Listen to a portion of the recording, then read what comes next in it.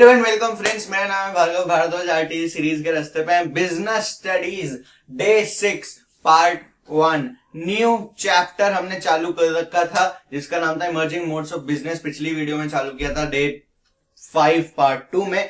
इस पार्ट में हम इस चैप्टर को खत्म कर देंगे और उसी के साथ हमारा आधा सिलेबस भी 50% सिलेबस भी खत्म हो जाएगा। तो इसी बात को ध्यान में रखते हुए फटाफट से वीडियो चालू करते हैं और देखते हैं इस चैप्टर में अभी और क्या नया हमको दिखने वाला है।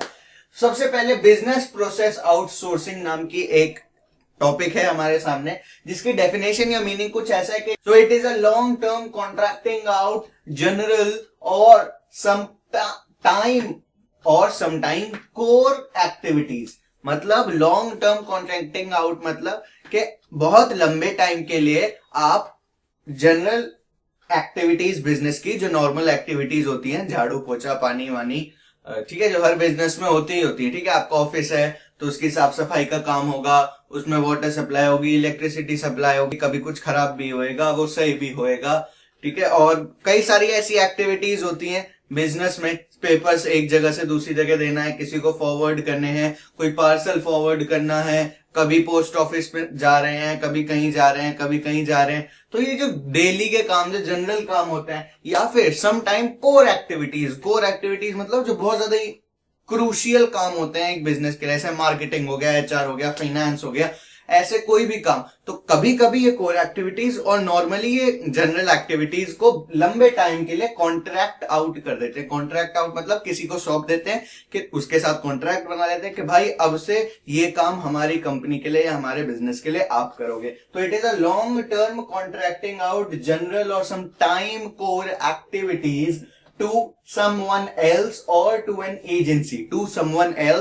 an agency, मतलब किसी एक बंदे को भी दे सकते हो या फिर एक एजेंसीज भी ऐसा काम करती हैं कई सारी, तो वो एजेंसीज को भी आप काम सौंप सकते हो। In order to get benefited from their expertise and specialization, ताकि हम उनकी एक्सपर्टीज और उनकी स्पेशलाइजेशन का फायदा उठा सकें। बहुत अच्छा एग्जाम्पल है जो मेरे दिमाग में अभी आ रहा है और जो जनरली होता है वो है फोन उठाने का। बेसिकली बिजनेसेस अपने सोशल मीडिया प्लेटफॉर्म्स या मार्केटिंग करते टाइम अपना phone number, contact number share करते हैं। तो जो लोग भी उनके कॉन्टैक्ट नंबर को देख के कॉल करते हैं, उनको फोन करते हैं, वो लोगों की बात किसी मैं बोलूं उस बंदे से होती है जो कॉल सेंटर पे काम करते हैं बेसिकली। ठीक है, कॉल सेंटर पे फोन लगते हैं और वो बंदे फिर उस कॉल सेंटर वाले बंदा या बंदी whosoever is picking up the call, उससे बात करके देन अपनी क्वेरी सॉल्व करते हैं।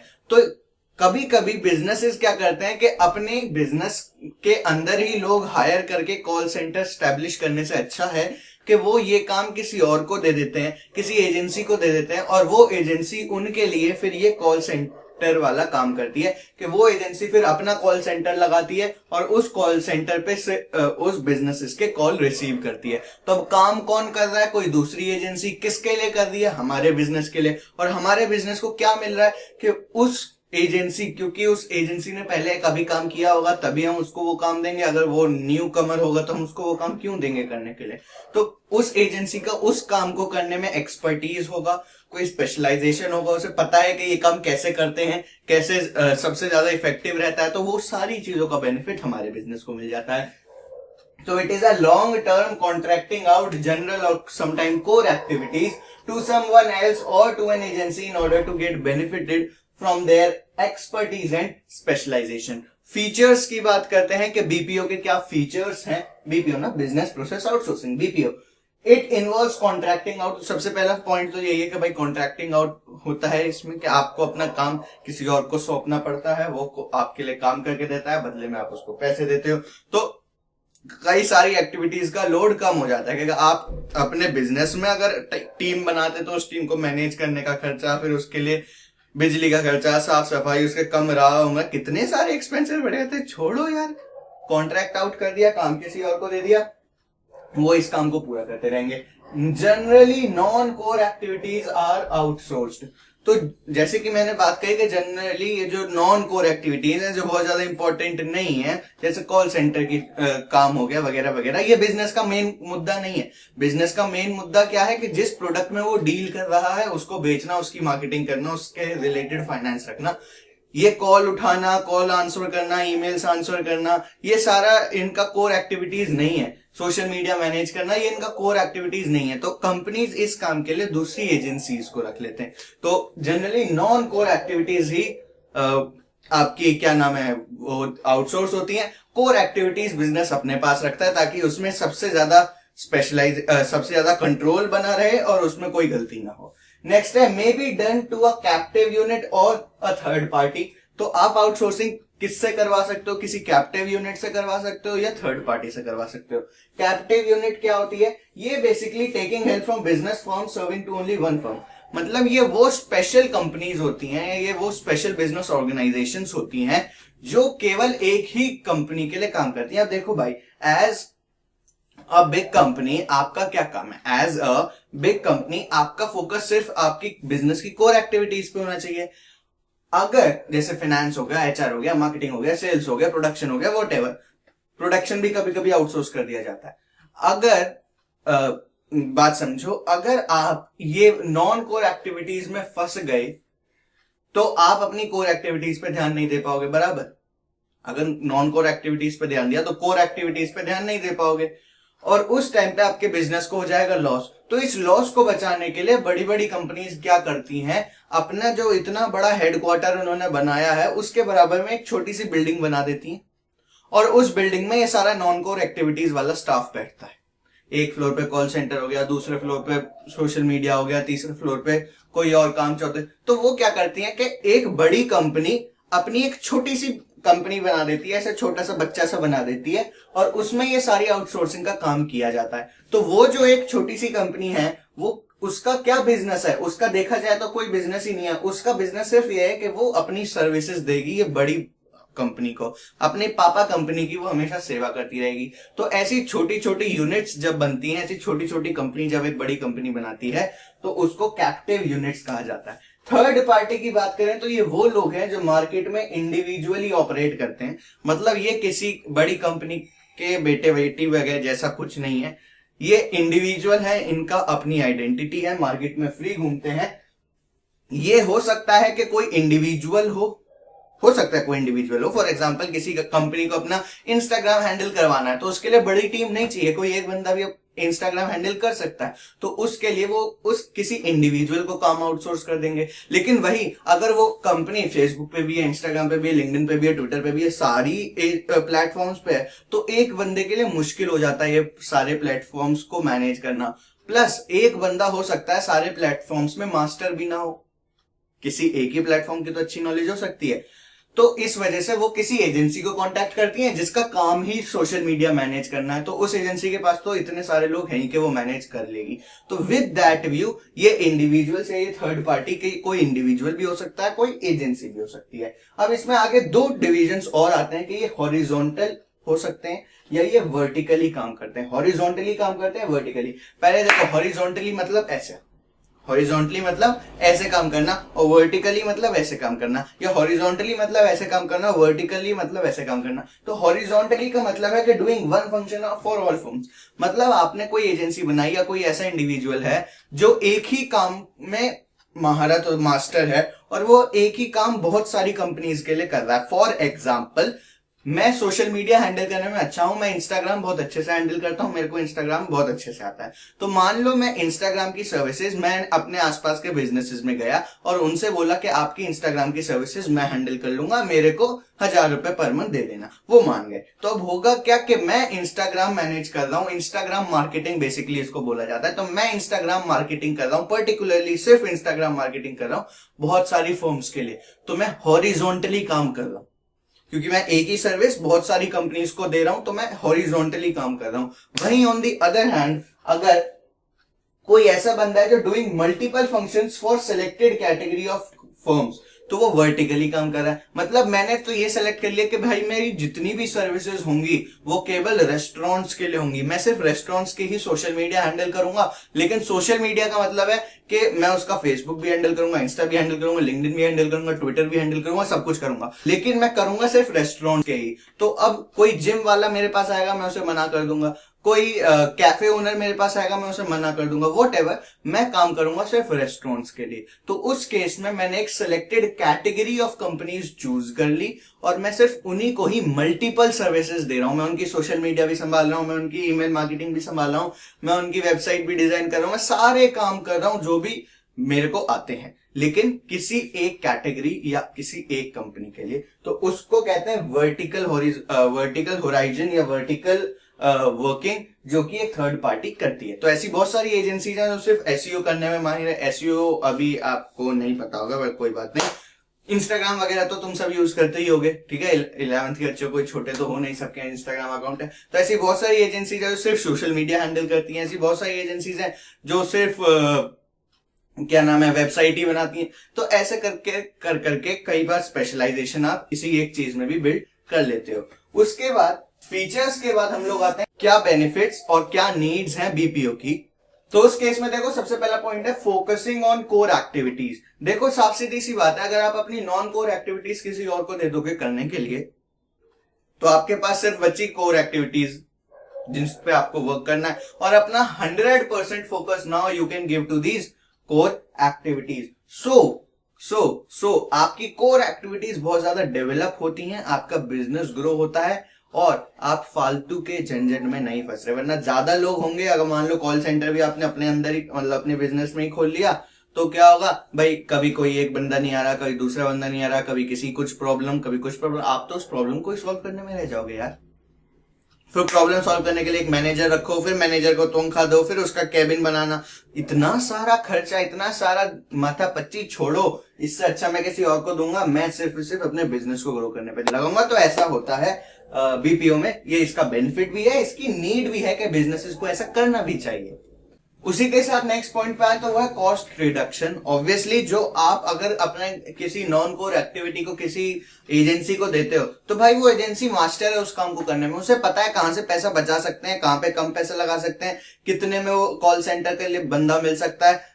क्या हमें तो आइडिया नहीं है ना, तो अगर हम कॉल सेंटर के लिए बंदा लेने जाएंगे, हो सकता है वो 10,000 रुपए पर मंथ मांगे और हमें देने पड़े, क्योंकि हमें आइडिया ही नहीं कि रेट क्या चल रहा है। लेकिन वो एजेंसी इस काम को करने में माहिर है, इसलिए वो एजेंसी को पता है कि भाई मार्केट में 7,000 से ज्यादा नहीं चल रहा, तो वो 10,000 वाले बंदे को भी बार्गेनिंग करके 7 पे ले आएगी। वो कॉस्ट कटिंग कर सकती है, वो कॉस्ट रिडक्शन कर सकती है। तो जो काम हमारा महंगा हो रहा था, वो बीपीओ करके हमारा सस्ता हो सकता है, हमारे कॉस्ट कट हो सकती है। दूसरा पॉइंट, अगर हम उस टीम को अपने यहाँ बिल्ड करते हैं, इन हाउस टीम बनाते हैं, तो जैसे कि मैंने बताया उनके लिए जगह चाहिए, पानी चाहिए, इलेक्ट्रिसिटी चाहिए, फिर उनके साफ सफाई का खर्चा, उनको मैनेज करने के लिए मैनेजर है, उसके अलग से 10 खर्चे, बहुत सारा काम है। फिर सबको टेबल पे बैठने के लिए स्टेशनरी चाहिए, भाई कितना सारा खर्चा हो जाएगा। हमें कोई खर्चा नहीं करना, हम एक ही बार में पैसा निकाल के प्रॉफिट अपने रेवेन्यू में से एजेंसी को दे देंगे, and then agency knows how to do this काम बेटर देन अस।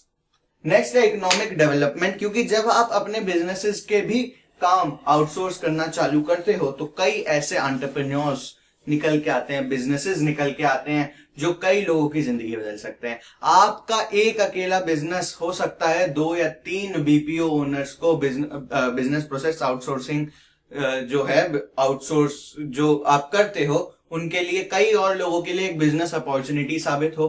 क्योंकि आप कॉल सेंटर खड़ा करवाओगे तो एक आएगा, 2 आएंगे, फिर 3 लोग होंगे जो कॉल सेंटर चालू करेंगे। फिर क्योंकि 3 लोग चालू कर रहे हैं, तो उन कॉल सेंटर में काम करने वाले अंदर भी फिर लोग हैं, ठीक है, वो भी, उनको भी एम्प्लॉयमेंट मिल रही है। तो लोगों का बिजनेसेस कभी कभार चल जाते हैं, उनको बिजनेसेस मिल जाते हैं, तो इकोनॉमी डेवलप होती है, सब लोग मिलके ग्रो करते हैं। वरना क्या होगा कि आप अपने इन हाउस टीम बनाओगे, छोटी टीम में काम चलाओगे, ना इतने लोगों को एम्प्लॉयमेंट मिलेगी, ना किसी का बिजनेस चालू होगा, बस आपका बिजनेस, आपके लोग, दैट्स ऑल। बट यहाँ पे नए लोगों को बिजनेस अपॉर्चुनिटी भी मिल रही है, नए लोगों को एम्प्लॉयमेंट भी मिल रही है, तो it goes like that. Next है हमारे पास KPO, that is knowledge process outsourcing. ये था बिजनेस प्रोसेस आउटसोर्सिंग, ये है नॉलेज प्रोसेस आउटसोर्सिंग। छोटा सा ही टॉपिक है, बाकी का एलिमेंट आपके एग्जाम में से या सिलेबस में से हटा दिया गया है, तो उस पे उसको हम पढ़ेंगे भी नहीं, बस जितना लिखा है वो उतना ही 3-4 पॉइंट है, बस इसी को ही फटाफट देख लेते हैं। सबसे पहला पॉइंट है ऑब्टेनिंग हाई एंड, हाइट नहीं है बेटा, ये हाई किसने लिखा, मैंने ही तो लिखा, high and knowledge work from outside. Obtaining high and knowledge मतलब ये वो काम को आउटसोर्स करते हैं, या आउट फ्रॉम आउटसाइड मतलब आउटसोर्स किया जाता है जिसमें स्पेशलाइज्ड नॉलेज, हाई नॉलेज की जरूरत हो। फोकस ऑन नॉलेज एक्सपर्टीज, ये भाई बंदे की एक्सपर्टीज पे, स्पेशलाइजेशन पे ज्यादा ध्यान दिया जाता है। वेयर एज अगर मैं बीपीओ की बात करूं तो यहाँ पे कॉस्ट एफिशिएंसी को ज्यादा महत्व दिया जाता है कि कम खर्च में कैसे हमारा काम हो जाए, बिकॉज वैसे भी जो काम उसमें होना है वो नॉन कोर एक्टिविटीज है, ज्यादा इंपॉर्टेंट है नहीं, तो कम खर्चे में हर बिजनेस चाहता है कि हमारा काम हो। वेयर एज यहाँ पे जो काम होते हैं वो ज्यादातर कोर एक्टिविटीज होती है, जैसे मार्केटिंग किसी को दे दिया, कोई मार्केटिंग एजेंसी हायर कर दी, तो marketing for a business is very very important activity. उसके लिए वो चाहते हैं कि हम ऐसी ही एजेंसी के साथ कोलैब करें या टाई अप करें, कॉन्ट्रैक्ट करें जो इस काम में एक्सपर्टीज हो, तो एक्सपर्टीज की यहाँ पे वैल्यू आ जाती है। Focus on making business successful in cost effective manner, मतलब कॉस्ट इफेक्टिव तो चाहिए लेकिन फोकस ज्यादा उनका मेकिंग बिजनेस सक्सेसफुल पे है। साथ में कॉस्ट इफेक्टिव हो जाए, मतलब सस्ता हो जाए तो बहुत अच्छी बात है, लेकिन सबसे बड़ा फोकस उनका बिजनेस को सक्सेसफुल करने पे है। नेक्स्ट है look for individuals with specialised knowledge, तो इनको ऐसे लोग चाहिए होते हैं, ऐसी एजेंसीज चाहिए होती हैं जिनके अंदर एक मिक्सचर हो, ठीक है, जिनके अंदर बंडल हो, किस चीज का, expertise knowledge, specialised knowledge and work experience, कि उनको नॉलेज तो है ही बट उसके साथ साथ उन्होंने वर्क एक्सपीरियंस भी लिया हुआ है, उन्होंने पहले काम भी किया हुआ है उस फील्ड में, ताकि उनको एक्सपीरियंस भी भाई बहुत बड़ी चीज होती है, एक्सपीरियंस से भी आपको काफी कुछ सीखने को मिलता है। तो आपको नॉलेज तो है, थियोरेटिकल नॉलेज तो है, बट जब तक आपको एक्सपीरियंस नहीं होगा, you don't know how well do you work in practicality और इन रियलिटी, तो उसके लिए ये लोग ऐसे लोग ढूंढते हैं जिनके पास स्पेशलाइज्ड नॉलेज के साथ साथ एक वर्क एक्सपीरियंस भी हो। इन्वॉल्व इन्वेस्टमेंट, अब कैसी कैसी एक्टिविटीज हो सकती है कि इन्वेस्टमेंट रिसर्च सर्विसेज हो गई, बिजनेस को कहाँ इन्वेस्ट करना चाहिए, कहाँ नहीं, कौन से प्रोजेक्ट में करना चाहिए, कौन से में नहीं, कौन सी एसेट खरीदनी चाहिए because asset is again an investment, कौन सी एसेट खरीदनी चाहिए, कौन सी नहीं, and all. Business research analysis, business का प्रोडक्ट कैसा काम कर रहा है, लोगों को पसंद आ रहा है, नहीं आ रहा है, क्या चेंजेस करने चाहिए, क्या नहीं करने चाहिए, नया प्रोडक्ट ला रहे हैं तो क्या पहले कंज्यूमर के बिहेवियर को समझो कि क्या कंज्यूमर को उसकी जरूरत है, ऐसा तो नहीं कि कुछ भी बेचना चालू कर दिया, क्या कंज्यूमर को कोई प्रॉब्लम है जो आप सॉल्व कर रहे हो उनकी, तभी वो आपका सामान खरीदेंगे। ऐसे हर किसी का सामान थोड़ी ना खरीद लेते हो, आप खुद से पूछो, आप क्या किसी भी कंपनी का उठा के सामान खरीद लेते हो? नहीं, सिर्फ जरूरी सामान खरीदते हो जो आपकी जिंदगी के लिए जरूरी है, जो आपके लिए जरूरी है, वही बात है। लीगल प्रोसेस आउटसोर्सिंग, क्योंकि हर कंपनी कोई बहुत ज्यादा लीगली स्ट्रांग तो होती नहीं है, ठीक है, हर कंपनी सीए लॉयर्स से तो भरी हुई होती नहीं है, तो वो अपने ये लीगल काम, अपने सारी ये रिटर्न वगैरह तो नहीं, खैर चलो, अपना ये कोर्ट केसेस वगैरह, बिजनेस पे केसेस, कोर्ट केसेस नॉर्मल सी बात हो जाती है, तो अपने लीगली स्ट्रांग, और नहीं भी है कोर्ट केस तो जरूरी थोड़ी है, वैसे भी आपको you need to be legally strong, ताकि अगर कोई आगे जाके प्रॉब्लम आती है तो यू कैन डिफेंड।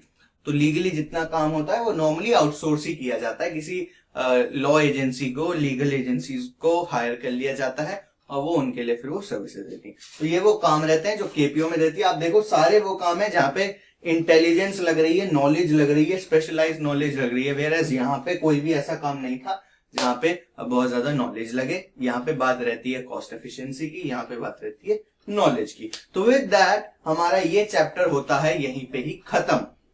खत्म का बात है गाइस कि that we have completed, I think this is 5th chapter और what, yes 5th chapter emerging modes of business, and we have completed this chapter successfully, तो कांग्रेट्स टू अस। दूसरा 50% syllabus भी आपका बिजनेस का खत्म हो चुका है, तो again congrats for us. Next us, congrats for us, हम दोनों ने मिलके किया है ना, आप लोग नहीं देखो वीडियो, नहीं साथ करो आरटीजी सीरीज को फॉलो करो, तो कैसे ये काम हो पाया? आपने फॉलो किया आरटीजी सीरीज को तभी तो हुआ। नेक्स्ट कल हम लोग करने वाले हैं चैप्टर नंबर 6, छोटा चैप्टर खत्म कर देंगे। तो डे 6 खत्म होते होते आपके 6 चैप्टर्स बिजनेस स्टडीज में हो जाएंगे खलास। तो with this we comes to an end to this video as well. So आपका क्या काम है कि वैसे कुछ ज्यादा है नहीं, मैंने बहुत डिटेल में समझाया है, तो मैं ये नहीं कहूंगा घर जाके रिवाइज करो, एंजॉय करो, चिल मारो, पढ़ाई को ज्यादा टेंशन नहीं लेना, लेकिन जो काम करना है वो है चैनल को सब्सक्राइब करने का, ताकि आरटीजी सीरीज को चिल तो तभी मार पाओगे ना जब पढ़ाई हुई होगी, तभी तो चिल मार पाओगे, वरना तो टेंशन बहुत रहती है। तो पढ़ाई करने के लिए आरटीजी सीरीज को फॉलो करना पड़ेगा, जिसके लिए चैनल को सब्सक्राइब करें और बेल आइकन को हिट करें, ताकि नेक्स्ट वीडियो अकाउंट्स पे हो, बिजनेस पे हो या इकोनॉमिक्स पे हो, आपको मिल जाए। And also do like the video, और लाइक करके मेरे को बताओ कि आरटीजी सीरीज में आपको मजा आ रहा है, अच्छा पढ़ा रहे हो सर आप, ऐसा मेरे को बताना पड़ेगा ना। अब आप बोल तो सकते नहीं जो मैं यहाँ पे सुन लूं, तो ऐसे ही लाइक करके बता दो। दूसरा वीडियो को शेयर करें अपने सारे उन दोस्तों के साथ जिनकी एग्जाम प्रिपरेशन नहीं हुई है, because now you can chill man. आपकी काफी तैयारी हो चुकी है, 50% सिलेबस कवर हो चुका है, तो don't worry for that. So that's all for today, thank you and have a nice day.